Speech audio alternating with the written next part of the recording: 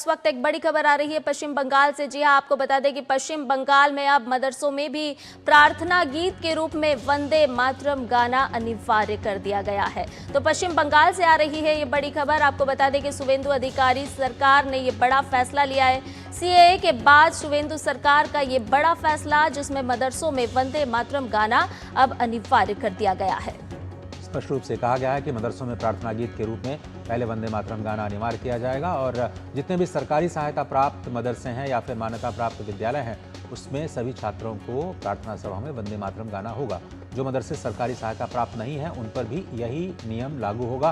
पश्चिम बंगाल में ये परिवर्तन की जो खबर है आ रही है। इससे पहले सरकारी स्कूलों में प्रार्थना सभा में भी वंदे मातरम को अनिवार्य कर चुकी है बीजेपी सरकार। तो पश्चिम बंगाल से ये बड़ी खबर, जहां पर शुवेंदु सरकार का एक और बड़ा फैसला, मदरसों में अब गाना होगा वंदे मातरम, जिसे अनिवार्य कर दिया गया है। और सरकारी स्कूलों की प्रार्थना सभा में भी वंदे मातरम को अनिवार्य किया जा चुका है। उसके बाद शुवेंदु सरकार का ये पश्चिम बंगाल में बड़ा फैसला, मदरसों में प्रार्थना गीत के रूप में अब वंदे मातरम जरूर गाना होगा। सभी मदरसों पर ये नियम लागू होगा। और इससे पहले कल शुवेंदु सरकार ने बंगाल में नागरिकता संशोधन कानून यानी सीएए को लागू कर दिया। मुख्यमंत्री शुवेंदु अधिकारी ने सीमा सुरक्षा बल और दूसरे अधिकारियों के साथ बैठक में इसकी घोषणा की।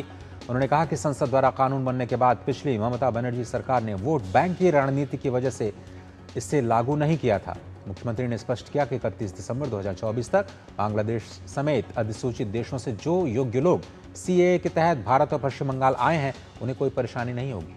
जो लोग सीएए के दायरे में नहीं आते, उनको घुसपैठिया माना जाएगा और राज्य पुलिस उन्हें हिरासत में लेकर के बीएसएफ के हवाले कर देगी। उसके बाद बीएसएफ उन्हें डिपोर्ट करने की व्यवस्था करेगी, यानी डिटेक्ट, डिलीट और डिपोर्ट। और आपको बता दें कि इस बैठक में मुख्यमंत्री ने बांग्लादेश से सटे राज्य की सीमा पर बाड़ लगाने के लिए 27 किलोमीटर जमीन और बुनियादी ढांचे के विकास के लिए बीएसएफ को जमीन सौंपने की भी घोषणा की। तो घुसपैठी होंगे बीएसएफ के माध्यम से बाहर। 14 मई का सुरक्षा परिपत्र लागू कर दिया गया है।